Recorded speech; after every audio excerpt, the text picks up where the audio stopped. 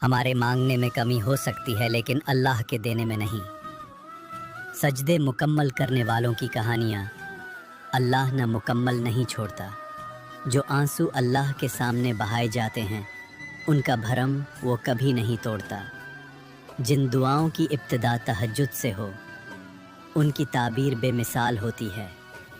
वो रब तो कबूलियत के इम्कानात तब भी रखता है जब तुम्हारी नज़र में तुम्हारी कहानी मुकम्मल ख़त्म हो चुकी होती है।